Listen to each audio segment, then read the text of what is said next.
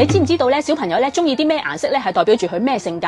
顏色咧唔單止咧代表小朋友咧嘅喜好，更加咧係佢哋性格嘅密碼。父母咧一定要知道咧佢哋嘅顏色密碼，防止呢條片遺失咧，先點讚、收藏同埋分享，讓更加多人咧了解。根據研究統計咧，中意粉紅色嘅小朋友咧係特別黐身嘅，特別依賴父母。中意橙色嘅話咧，佢哋咧通常都會比較有活力、自信，甚至乎咧有啲自大嘅。中意紫色嘅小朋友咧就比較有個性嘅、情緒化嘅，但係咧佢哋咧好有創造力嘅。中意藍綠色嘅小朋友咧就佢嘅內心咧係比較平和嘅，唔係太中意競爭，比較溫柔嘅。中意白色嘅小朋友咧有完美主義嘅傾向嘅，對細節咧嘅要求好高嘅。中意紅色嘅小朋友咧熱情外向，行動力好強，充滿住生命力嘅，情緒咧亦都表達比較直接，容易嬲啦，同埋容易興奮，中意咧成為焦點嘅。中意黃色嘅小朋友咧係樂觀開朗嘅，好奇心好強，創造力好豐富嘅，社交能力好強，中意幽默同埋歡樂嘅氛圍。你咧屋企嘅小朋友中意咩顏色呢？快啲咧喺留言區嗰度分享俾我。